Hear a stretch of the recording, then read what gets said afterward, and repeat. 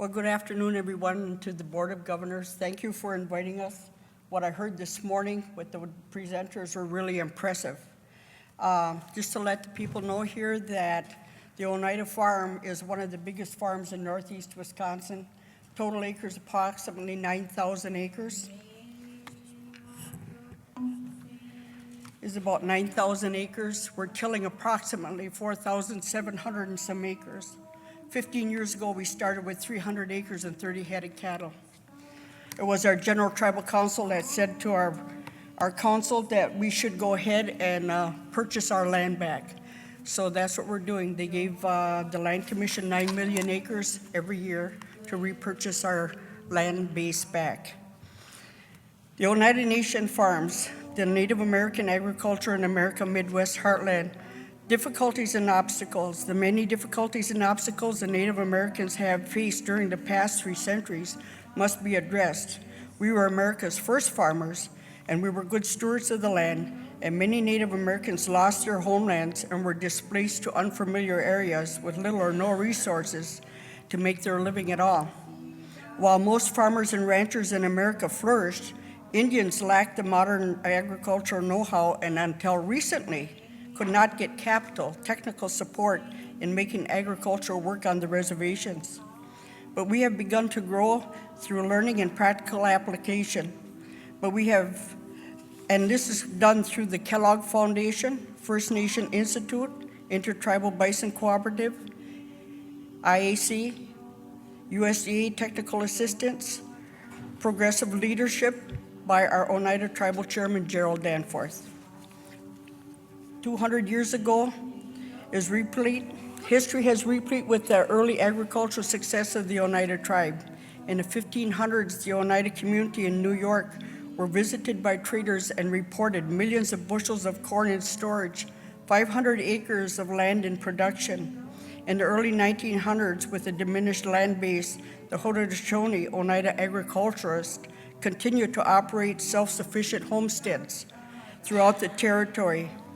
We raised white corn, beans, squash, fruits, orchards, domesticated animals.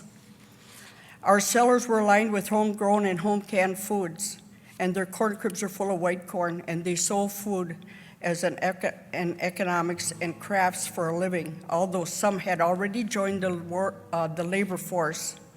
The cultural, agriculture, and social diminished of the Haudenosaunee society were intricately interconnected and intertwined. Well, times have changed. The Oneida tribe began settling in what would become Wisconsin in the 1820s. The Oneida tribe had a treaty agreement with the Menominee Nation for 8 million acres. The treaty was for the use and occupancy of the land, and the land agreement was then reduced to 500,000 acres. The Oneida Treaty of 1838 gave the Oneida tribe 65,000 acres, and under the Dawes Allotment Act, the land base dwindled down to 200 in 100 years. We went from that to approximately 100 acres or 200 acres of land. Traditional tribal culture makes no distinction or separation between spiritual worldviews, values, and cultural practices. As Euro-American contact progresses, tribal cultures were devastated. The allotment and assimilation eras promoted by the Dawes Allotment Act of 1887 and the boarding school era. The boarding school era took infants and children who were ripped from their mother's arms and placed them in a school far away from their families, and literally beat the Indian out of these youths to assimilate them, to take the savage out of them.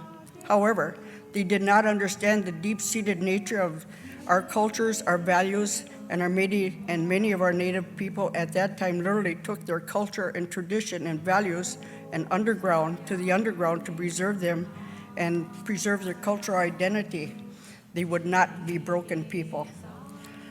Land and requiring our land base back. For the Oneida tribe, everything today is about land and reacquiring our land base. Today, Mother Earth remains the basis of our life for the Oneida people, giving our people subsistence, healing, and identity.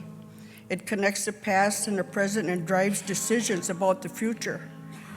The tribe is trying to buy back its full original reservation in northeast Wisconsin. It has laid legal claim to native land in New York and upstate New York, and it continues to invest in agriculture and environmental protection programs. Land also goes back to our ceremonies. Land is important in terms of where our ancestors are buried, where the medicines grow, where the trees grow on our nation. The Oneida tribe is in the process of reacquiring the original boundaries and has reacquired 17,800 acres, plans to purchase 1,000 acres a year, and will have reacquired 51% of the 65,000 acres by the year 2020. The Oneida Nation Farm was started in 1978 and was known as the Iroquois Farm. It had 150 acres and primarily grew vegetables and had a herd of about 25 head of cattle.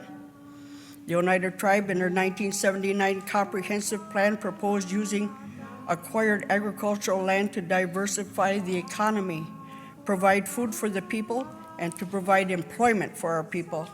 We had a meager beginning. In 1989, the farm operation where I began was 350 acres of land and 35 head of cattle.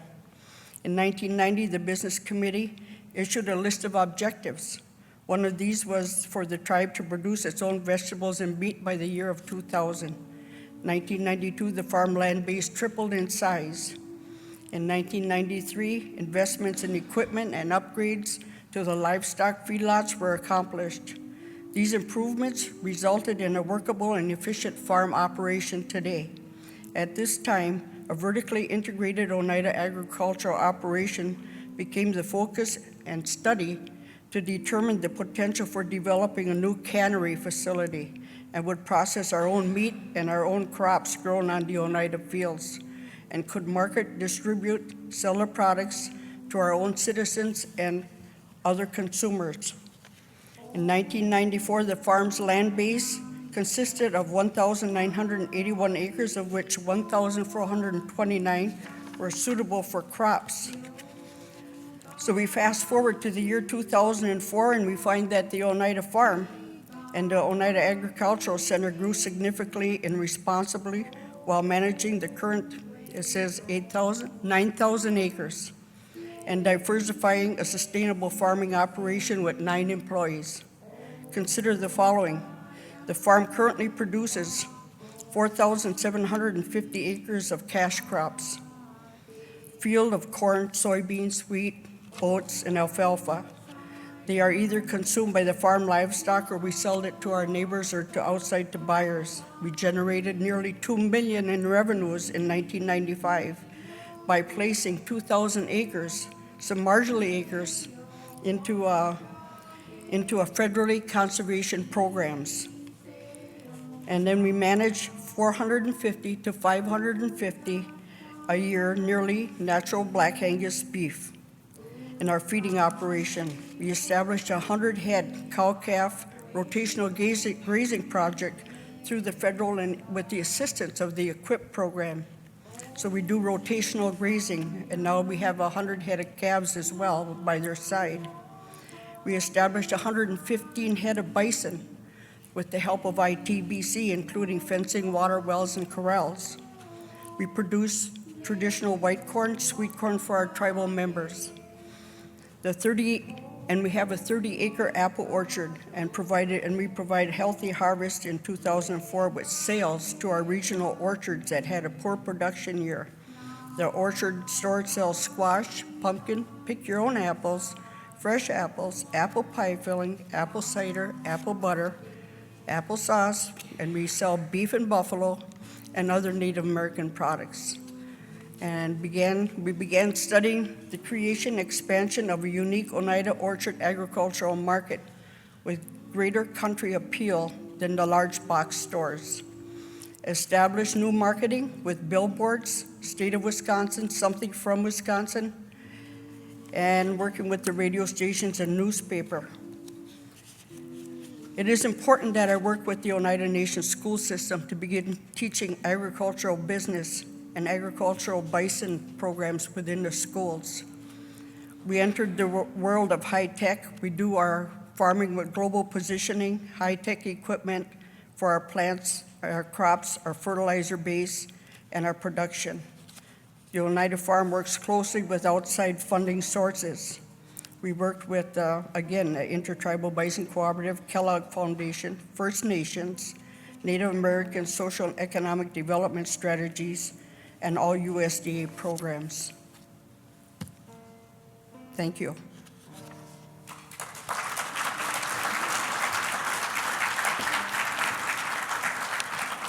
Questions from the board?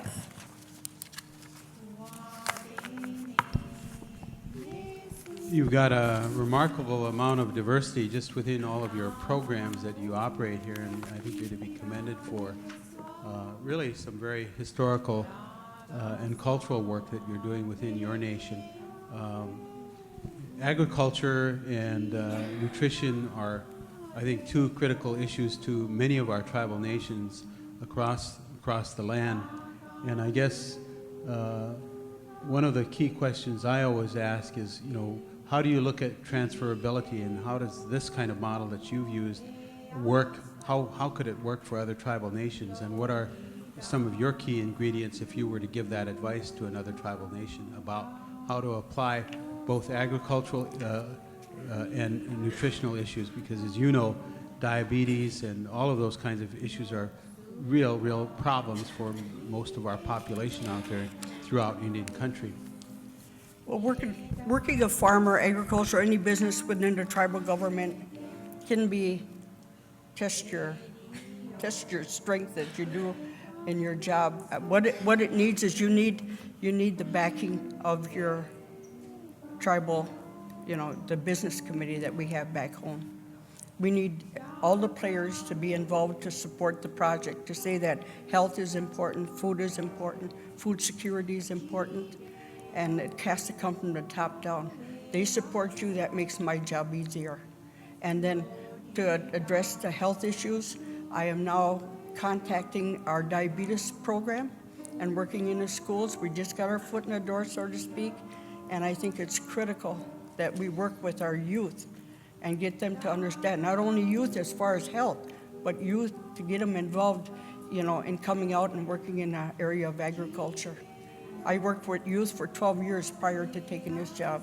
I was a homeschool coordinator at one time, and our youth and elders are just, they're our future. They're the future. And who said that we couldn't do farming? Tribal people can do farming and go back and take it back and do it. I just want to make a really quick comment. I would like to commend the Oneida tribe for hiring a woman as their farm manager. Oh, here's my chair. Here's a tribal chairman, Jerry Danforth. If I can just comment briefly, and I'm the chairman for Oneida, have just recently elected, but I would be remiss extremely in my responsibilities as a tribal leader. And from the previous tribal leaders who have saw in their past, had the wisdom to see this come to a reality. But none of this vision would have ever occurred or come to place today with the form of recognition that this Harvard project has introduced. And it certainly would not have become a reality without the steadfast dedication of this woman standing here today. You can That's do it. Pat Cornelius. Thank you. Thank you, Jerry. I'd like to ask you what's been the reaction of your non-Indian neighbors to the development of your farm and also to the buffalo herd? Well, it started like this, is that when we slowly started, I started with the 300 acres. That's how I started my management position up to where it is today. And I'd go to these feed programs and these programs. My mother's full-blooded Oneida. My father is full-blooded Polish, so I kind of look like the Polish side. So I'd go into these meetings and I'd listen to them because, like this around, the Oneidas, are farming now. And they'd say, now what are those Indians doing? And they want to know what the Indians were doing. And they said, oh, the federal government must have bought them a tractor and a combine. Well, I'd let them talk, and then I'd go over and I'd say, introduce myself, and I'd say, I'm Pat, manager of the Oneida Nation Farms. Well, either they turned so red and walk away, or they would sit down and talk to me. It has made a big turnaround in our community that we're now very well respected as far as doing agriculture, and they watch us, and even some of the new modern machinery that we get, you know, to put soil and residue first and how we operate and manage the soils, that one day I bought a piece of machinery, and within a month, there was 3 farmers that bought the same piece of machinery once they seen us use it. So they do watch us, and it's really turned around to being respectful now.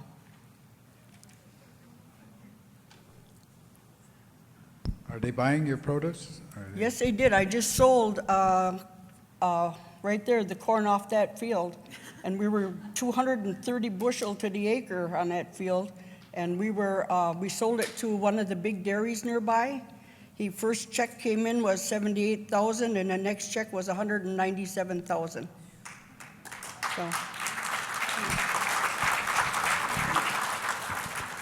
So it won't be long before you'll be replacing this Land O'Lake stuff then, huh? Yes. Oneida travel stuff. Very good. One of the other questions I had is that we understand that the effort that you lead really has led to reacquiring about 27.5% of the former reservation or reservation lands or territory, I guess. And is that also a part of your long-term idea or plan to reacquire even more acreage that benefits agricultural and the citizens of your nation? I would say yes, because most of the acres, the large acres tracts that we have within our area is coming from dairy farmers that are either elder and they don't want to farm anymore. We don't even have to go out and ask to buy land. They come to us. But the land runs anywhere from $5,000 to $9,000 an acre right now, and that's what they're charging. And if you want it back, that's what we have to do, that's what we have to pay. I've been on the land commission for 20 years also. I wear about 10 different hats, you know, but I just do my job. I just do my job and work with youth, work with the elder. Sovereignty of the land is important. When I started with the land commission, we had less than 2,000 acres.